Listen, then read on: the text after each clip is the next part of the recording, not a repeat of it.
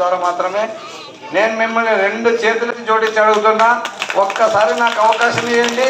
మీ గ్రామం కాదు, మన వలవంద మండలం కాదు, 6 మండలంలో అభివృద్ధి అనేది నేను చేసి చూపిస్తాను తెలియజేసుకుంటూ, రేపు 13వ తారీఖున పోలింగ్ ఉంది. మీ చేతిలో వజ్రాయుధం అనే ఓటు ఉంది. దాన్ని బాగా ఆలోచించి వేస్తే ఖచ్చితంగా మనము అధికారంలోకి వస్తాం.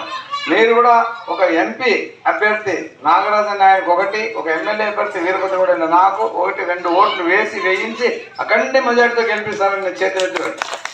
ఈరోజు ఇన్ని రోజులు నాకు నా తమ్ముడు ఉండేవాడు, ఈరోజు మీరే అన్నా మీరే తమ్ముడు అంత మీరే.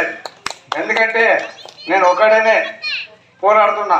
నా కొడుకు ఐఏఎస్ చేసేవాడు, వాడు కూడా వచ్చి ఐఏఎస్ వదిలిపెట్టి వచ్చాడు. వాడికి ఇంత నాలెడ్జ్ ఉండదు. కాబట్టి ఇక్కడ మీరు ఉండేవాళ్ళే తమ్ముళ్ళు, మీరు ఉండేవాళ్ళే నా అన్నలు అనుకుని ముందుకు చేస్తూ దయచేసి ఇది ఒక్కసారి ఆలోచించి ఒక అవకాశం నాకు ఇది చూడండి.